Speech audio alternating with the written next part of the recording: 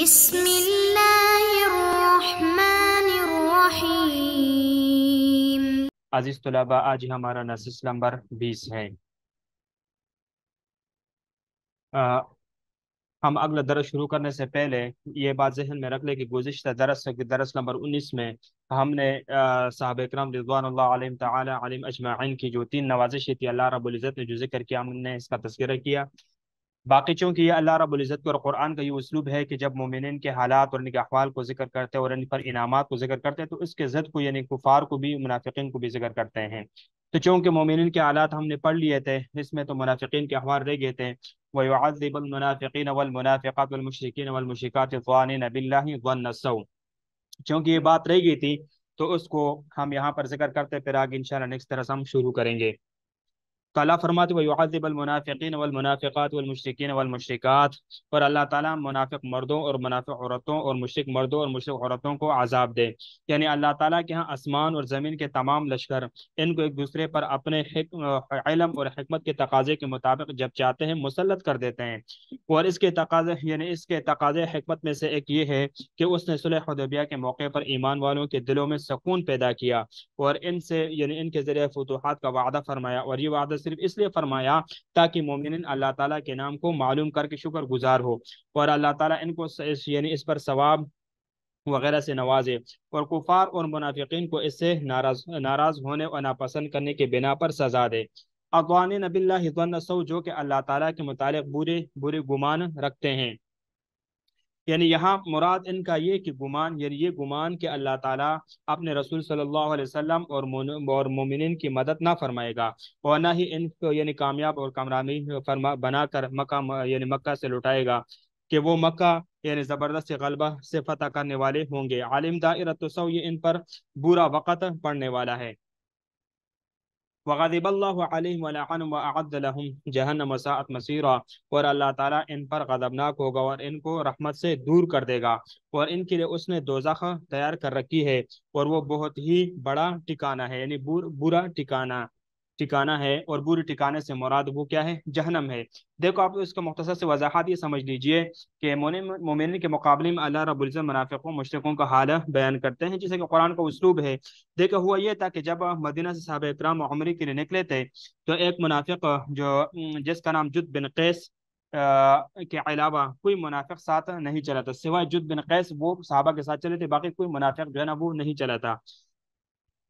بہانہ بنا کر وہ لوگ جو ہے نا وہ سارے پیچھے رہ گئے تھے۔ انہوں نے دل میں یہ سوچا تھا کہ جا کے جو نا مدبیڑ ہوگی، ان کے آپس میں لڑائی ہوگی، اور مکہ والے مسلمانوں کو مکہ میں گھسنے نہیں دیں گے، اور مسلمان لڑائی میں تباہ ہو جائیں گے وغیرہ وغیرہ۔ تو یہ ان کا جو ہے نا ایک گمان تھا، اور جیسے کہ اس کا تذکرہ اللہ تعالیٰ آگے آیت نمبر یعنی 12 میں آ رہا ہے، پھر ہم کیوں ان کے ساتھ خود کو ہلاکت میں ڈالے، اور کفار مکہ تو اس زعم میں تھے کہ مکہ پر کون ہاتھ ڈال سکتا ہے اور مکہ کو کون فتح کر سکتا ہے۔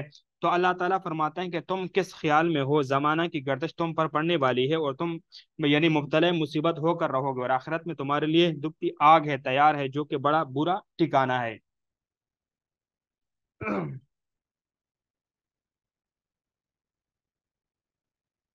اب آگے دیکھیں۔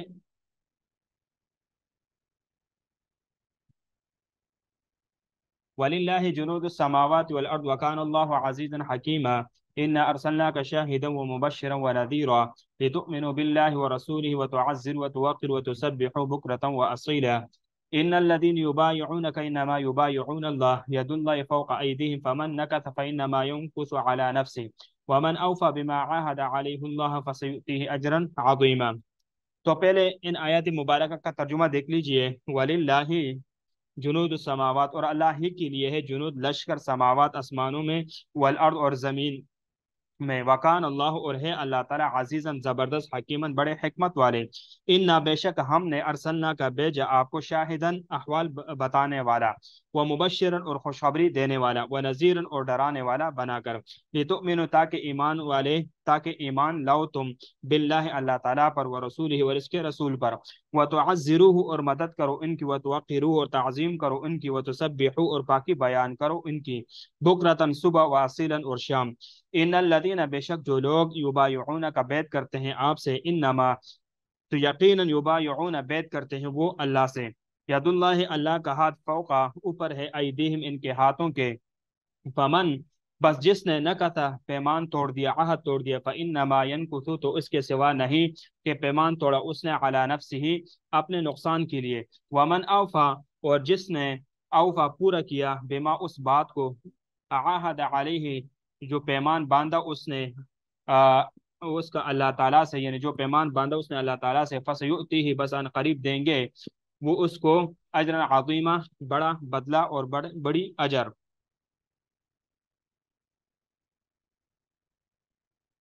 अब देखो शाहिदन, शाहिदन इसमें फ़ाइल का सिगा है, शहीद यशहदु शहदन फहुवा शाहिदुन, शहीदा लिफुलान या अला शहीदा अला फुलान बिकदा वगैरह, यानी किसी के हक में या किसी के खिलाफ किसी बात की गवाही देना, आंख से देखी हुई और कान से सुनी हुई बात बताना, तो इसको शाहिद कहते हैं।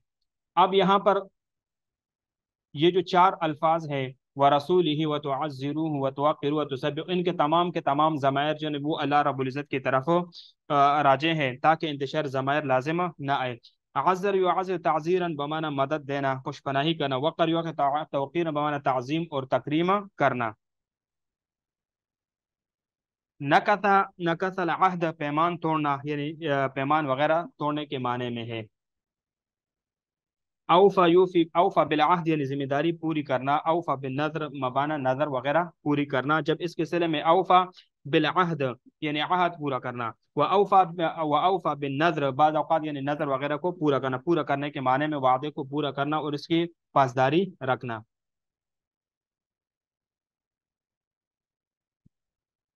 बेमा, बेमा में बा सिला है और मा मौसूला है, और अलैहिम ज़मीर का मर्जे माँ मौसूला है। इसमें जो ये माँ है तो ये माँ मौसूला उसका, यानी माँ मौसूला इसकी तरफ, या अलैहिम ही ज़मीर उसकी तरफ राजे हो रही है।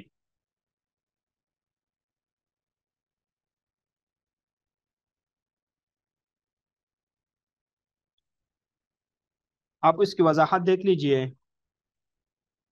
देखो अल्लाह फरमाते हैं वलिल्लाहि जुनूदुस समावाति वल अर्द।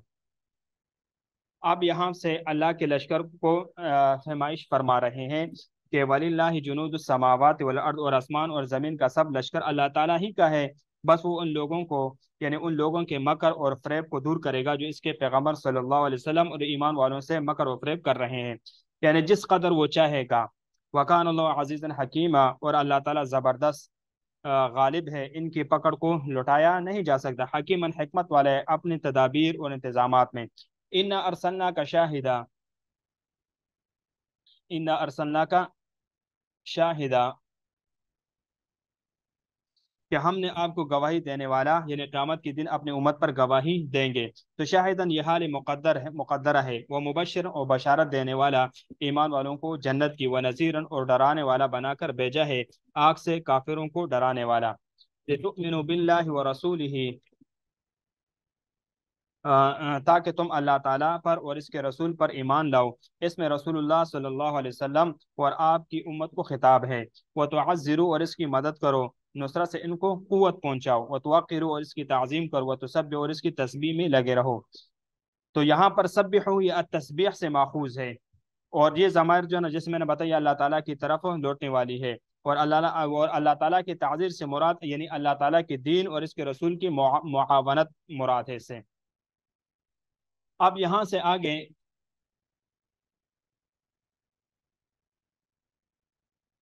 इन लदीन युबायिऊनक इन्नमा युबायिऊन अल्लाह, बैत रिज़वान का तज़किरा चल रहा है। मैं इसको मुख्तसर सा जिक्र करूंगा, इसमें तो बहुत सी तफसील है, लेकिन तफसीलात में नहीं जाऊंगा, इसको मुख्तसरन जिक्र करूंगा। इन लदीन युबायिऊन का, जो लोग आपसे बैत कर रहे हैं, बैत से यहाँ पर बैत रिज़वान मुराद है।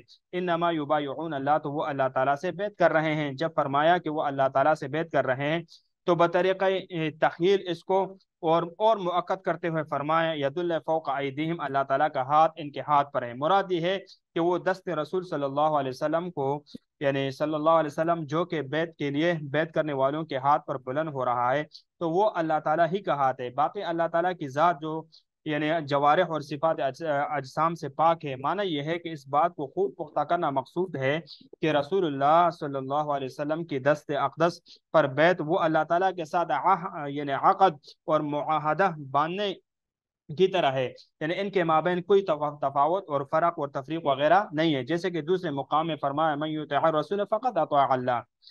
تو انما یبایعون اللہ، یہ یبایعون اللہ یہ ان کی خبر ہے۔ فمن نکث فانما ينکث علی نفسه، پھر جو شخص عہد توڑے گا بس اس کے عہد توڑنے کا وبال اسی پر پڑے گا، یعنی جس نے عہد توڑا اور بیعت کو پورا نہ کیا تو اس کے توڑنے کا نقصان اور ضرر اسی پر پڑے گا۔ حضرت جابر رضی اللہ تعالی عنہ فرماتے کہ ہم نے درخت کے نیچے رسول اللہ صلی اللہ علیہ وسلم کی یعنی بیعت موت پر کی، اور اس بات پر ہم کہ میدان سے نہ بھاگیں گے اور میدان ہی میں ڈٹے رہیں گے، تو اس بیعت کو یعنی جد بن قیس منافق نے توڑ دیا، وہ اپنے اون کے بغل میں چپ گیا اور صحابہ کے ساتھ نہ چلا۔ اس کا بعد حصہ یعنی اس روایت کا بعد حصہ وغیرہ وہ مسلم اور ترمذی میں مذکور ہے، تو جب تفصیل اگر چاہیے تو اس میں دیکھ لیجئے۔ ومن اوفى بما عهد عليه اللہ، وہ جو شخص اس بات کو پورا کرے گا جس پر اس نے اللہ تعالیٰ سے عہد کیا، یعنی اوفا یعنی اس کا اوفا معنی یعنی وفیت، یا وفیت بالعہد و اوفیت به، یعنی معنی یہ کہ پورا کرنا، اور اس ارشاد کا بھی یہی مطلب ہے وَأَوْفُوا بِالْعُقُودِ، جیسے سورۃ المائدہ میں بھی آیا، اور اسی طرح وَالْمُوفُونَ بِعَهْدٍ سورۃ البقرہ میں آیا ہے، یعنی معنی یہ ہے کہ اس کو پورا کا پورا کرنا۔ تو فَسَيُؤْتِيهِ، تو عن قریب اللہ تعالیٰ یعنی اس کو دے گا، کیا دے گا؟ اجر عظیم، بڑا اجر، اور بڑا اجر کیا ہے؟ تو وہ جنت ہے، بڑا اجر وہ جنت ہے۔